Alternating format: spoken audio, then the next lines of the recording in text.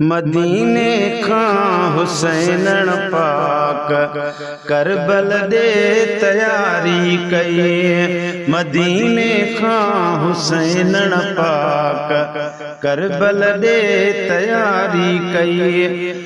वठी बचड़ा सभई सारा पिरी पहुंचण वारी कई। मदीने खां हुसैनण पाक करबल दे तैयारी कई। मदीने खां हुसैनण पाक करबल दे तैयारी कई।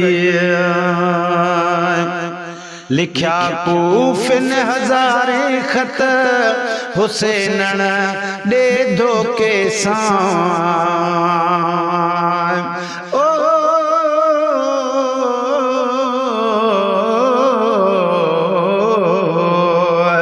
पर तेरा रोज़ा पाक सलामत होवे।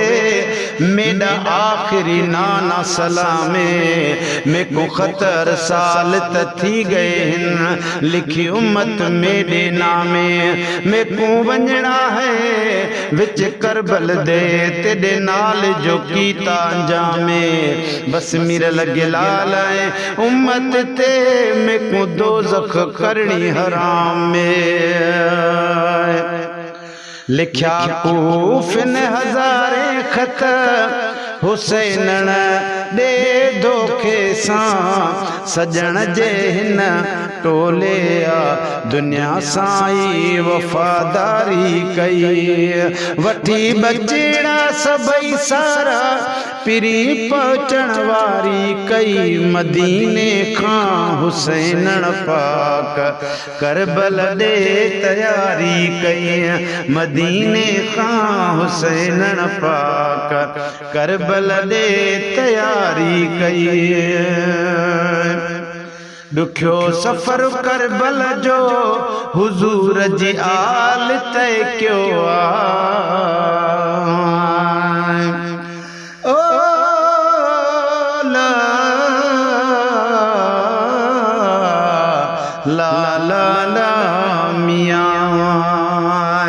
पर लुट बुरके गए लह चादर गई। वाह सैयद को सौगात मिली। बस पलो रसूल दे बचड़े को है तीरां दी बरसात मिली। ए नेमत कुल परदेसी को है यारो दही दी रात मिली। यो मिरला साडे खातिर की तुसे कुर्बानी तू बाद निजात मिली।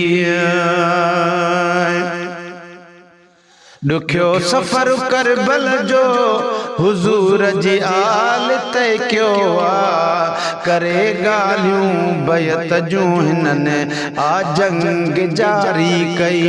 वठी बचड़ा सभई सारा पिरिया पहुंचण वारी कई। मदीने खां हुसैनण पाक करबल दे तैयारी कई।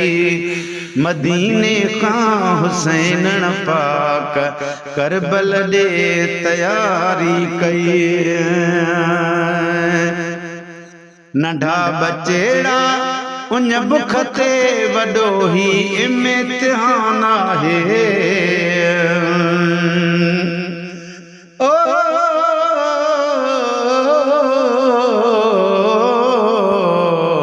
या रसूल अल्लाह चास घर को मेरा सैयद आया। मेरा बचड़ा है बहु प्यासी। एक पानी दा ढुक दे छोड़ो में को समझ के अल्लाह रासी। तदा भुरमल तीर हला छोड़ा दिती बाल सगीर उबासी। आया लाश सगीर दा मिरल मदाही शाखी मां विच गई उदासी। ला ला ला ला मियां नंढा बचड़ा उन बुख ते वॾो वॾो ही इम्तिहान आहे जन्नत जे सरदार भी हेठां त तलवारी कई जन्नत जे सरदार भी हेठां पंहिंजे त तलवारी कई वठी बचेड़ा सभई सारा पिरिया पहुचण वारी कई मदीने खां हुसैन पाक करबल ॾे तयारी कई जुणे जा फैज़ इमाम बचायो दीन नाने जो पर जॾां अकबर घोड़े ते चढ़ बैठा तदा कमर हुसैन दी झुक गई है को याद अकेली सुगरा आई सैयद दी सवारी रुक गई है हुसैन आख्या क्या थी गया बचड़ा जो टोर घोड़े दी रुक मुक गई है हम शक्ल नबी में मीरल आख्या में को भेड़ दी लग हुण सिक गई है पर सरदार शहीदन जा साईं कायनात ते एहसान तुंजो हर हलंदड़ दौर दुनिया जे अंदर ॾींहं रात ते एहसान तुंजो इंसान जिनन ऐं मलक फलक मखलूकात ते एहसान तुंजो चवे मिरल गिलाल त शाहर ज़ात ते एहसान तुंजो जुणे जा फैज़ इमाम बचायो दीन नाने जो जुणे जा फैज़ इमाम बचायो दीन नाने जो ओ नेज़े ते बीत